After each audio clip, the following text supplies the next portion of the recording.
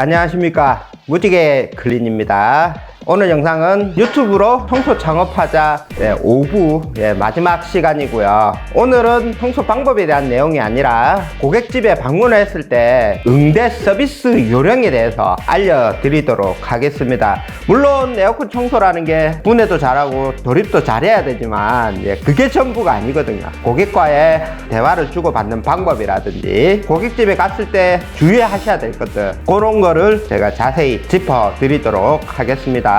오늘 영상의 주제는 에어컨 청소 시 고객 응대 서비스 요령입니다. 서비스하면 보통 중국집에서 단골이나 대량으로 음식을 주문하시는 고객께 환심을 사기 위해서 만두도 주는 거고요. 화장품 가게에서도 화장품 사시는 고객의 환심을 사기 위해서 화장품 샘플 등을 제공을 하는 것이겠죠. 고객 서비스란 정해진 일 외에 고객의 환심을 사기 위한 일련의 유무형의 행동들을 말하는 겁니다. 에어컨 청소업에 관한 내용이기 때문에 여기에 맞게 여러분들에게 풀어서 설명을 드리도록 하겠습니다. 제일 먼저 호칭에 관한 내용입니다.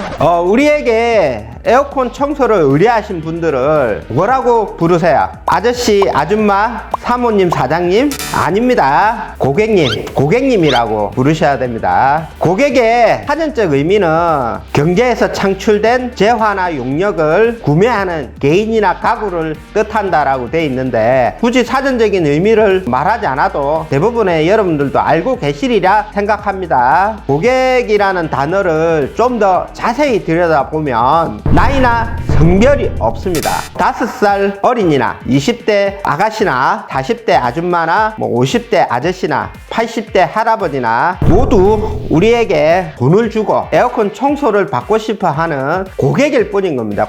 사모님 안녕하세요, 사장님 안녕하세요는 뭐가 문제라는 거냐라고 생각하실 수가 있는데, 외모만 보고 20대 아가씨를 보고 사모님이라고 한다든지 나이 들어 보인다고 보자마자 사장님 이렇게 부르시면 사실은 나이가 그렇게 안 됐는데 그런 호칭을 들으면 기분이 좋지 않을 수가 있겠죠. 그런 호칭 관련해서 고객의 기분을 상하게 할 필요는 없는 것이겠죠.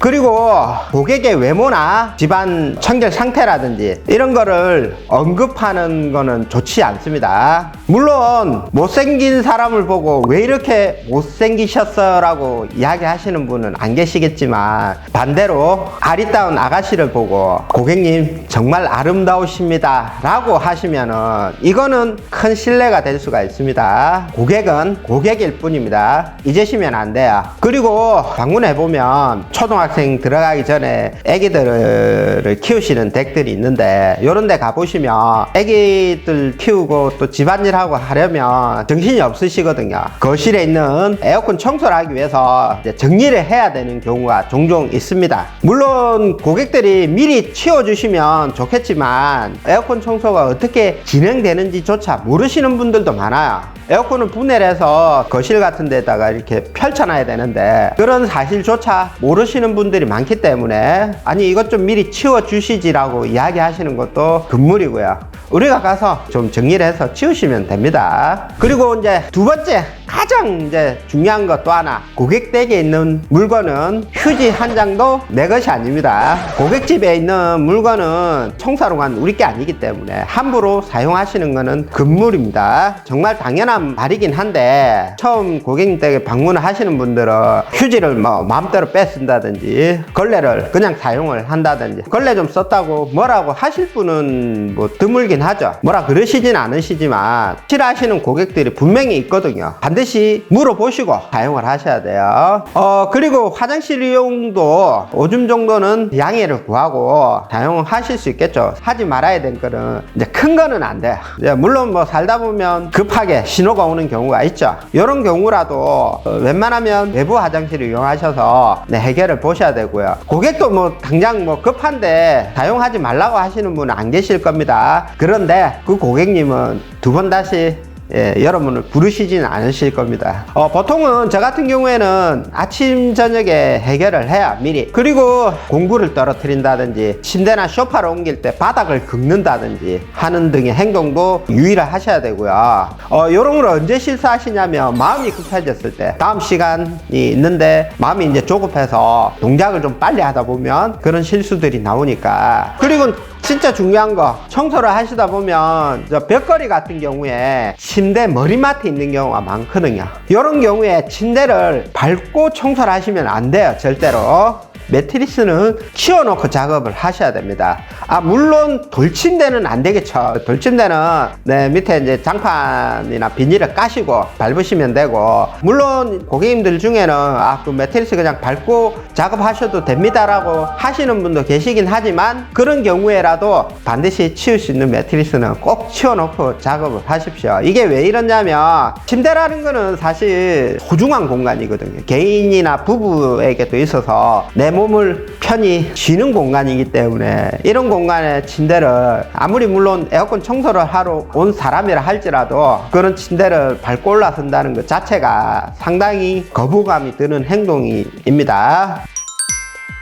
제가 예전에 AS 기사 생활할 때 들었던 말 중에 하나가 뭐냐면, 고객의 웃음에 속지 말자라는 말이 있어요. 이제 대기업들은 고객이 어떤 서비스를 받았을 때 고객 만족도 조사를 해요. 거기에서 불만사항이 나오면 상당히 기사분한테 여러가지 실적 부분에서 맞는 타격을 주거든요. 그런 불만이 뜨면. 사실 대기업 AS 기사분들이 그래서 친절한 거예요. 그런데 이제 기사분이 고객 서비스도 잘해줬고 뭐 웃으면서 집을 떠났는데도 불구하고 고객 만족도 조사를 했을 때 불만이 뜨는 경우도 있습니다. 보이지 않는 불만이 있을 수 있기 때문에 그런 걸 좀 주의를 하셔야 되고요. 한 사람 한 사람의 어떤 불만 사항들이 쌓이면은 결국 여러분들 하시는 사업도 잘 되기는 힘드시겠죠. 좋은 말은 쉽게 전달이 안 되는 반면에 부정적인 평가는 주위에 쉽게 퍼집니다. 그래서 한 사람 한 사람 고객들을 만족시킬 수 있도록 신경을 많이 쓰셔야 돼요. 그리고 진상 고객에 대해서 말씀을 드리도록 할게요. 진상 고객이라는 거는 만들어지는 겁니다. 물론 태생부터 좀 삐딱하신 분들이 있기는 해요. 뒤틀려 있으신 분들이 계시긴 하지만 기본적으로 여러분들이 만드는 겁니다. 고객이 에어컨 청소를 받고 싶어서 신청을 했을 때는 괴롭혀야지라고 생각하고 부르시는 분은 아무도 안 계세요. 그런데 왜 고객이 진상이 되느냐? 첫째로 시간 약속. 그 시골 지역에는 아직도 좀 시간 개념들이 좀 둔하셔서 길게는 뭐 한 30분 정도는 굳이 사전에 전화를 안 하더라도 크게 뭐 개의치 않으시는 경우가 많지만, 도시에 계시는 분들은 다 시간이 바쁘신 분들이거든요. 그런데 기사가 오기로 한 시간에 연락도 없이 안 온다. 그러면 그 고객도 다른 일을 하러 가야 되는데 기사가 말도 없이 늦어진다고 생각해 보시면 요것도 크레임으로 발전할 가능성이 크고요. 특히 영유아들, 뭐 아직 태어난 지 1년도 안 된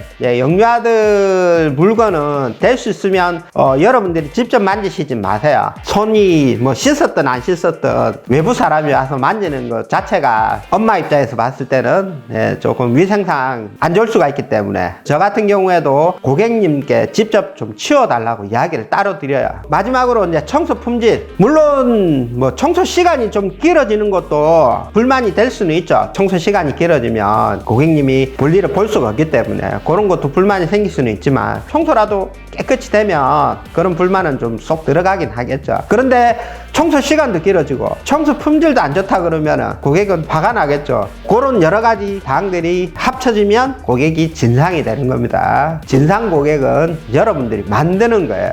앞에 이야기했던 여러 가지 이유들로 해서 고객의 불만이 생기고 화가 났다. 이럴 때 이제 어떻게 해야 되느냐. 저도 예전에 이제 고객 서비스에 대해서 배울 때 불만 해소 방법에 대해서 배운 적이 있거든요. 고객 크레임이 좀 심해졌을 때 이럴 때 응대하는 방법이 있습니다. 크게 세 가지가 있거든요. 일단 사람, 시간, 장소, 요 세 개를 바꿔서 해결하는 방법이 있는데, 제일 먼저 사람을 바꿔서 응대를 한다라는 하는 요령이 있어요. 물론 개인 사업체여서 혼자서 일하시는 분들은 이런 방법을 쓰기는 힘드시겠지만은 인원의 여유가 좀 있으신 사업자분이시라면은 일단은 문제를 일으킨 기사분은 빠지셔야 돼요. 네, 그리고 다른 분이 오셔서 그 고객과 대화를 시도를 하시는 게 좋습니다. 문제를 일으킨 기사분들보다는 담당자라고 하는 사람이 고객의 불만을 들어주시는 게 먼저겠죠. 물론 고객과 대화를 하실 때 주의사항이 있습니다. 먼저 고객의 불만사항을 경청을 하셔야 돼요. 고객의 말을 끊고 의견을 자꾸 제시를 하면 안 돼요. 이야기하는 도중에 자꾸 말을 끊어버리면 안 됩니다. 그러면 문제가 해결이 안 돼요. 뭔가 그 자리에서 결론을 내려고 하시지 마시고 일단은 회사에 가서 협의를 해보겠다고 하고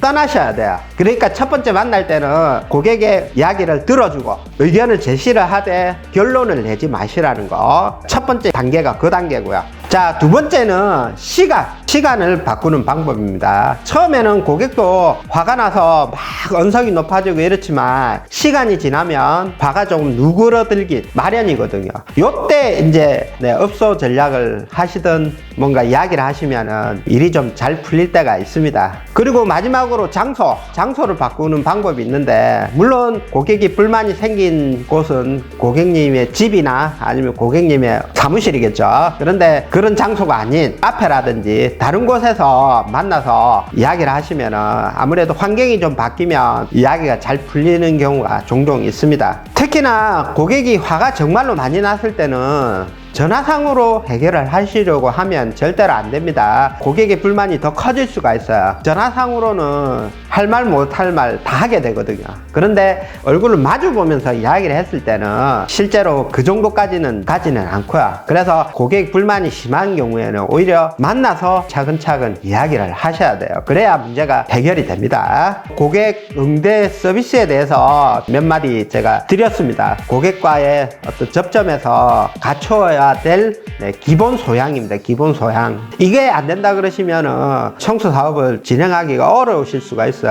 가는 곳마다 고객이 진상이 되고 가는 곳마다 고객과만 마찰이 생긴다 그러면 아무리 분해 청소를 잘한다 한들 사업하는데 큰 지장이 생기겠죠. 여러분들은 훌륭한 기술을 가지고 있는 전문가입니다. 전문가. 이 점 잊지 마시고, 특히 초보 사업자분들은 반드시 제가 말씀드린 내용들 잘 숙지를 하셔서 성공적으로 안착이 될 수 있도록 하시길 바라면서 오늘 영상은 여기까지 하도록 하겠습니다. 다음에도 여러분들께 도움이 되는 영상으로 찾아뵙도록 하겠습니다. 감사합니다.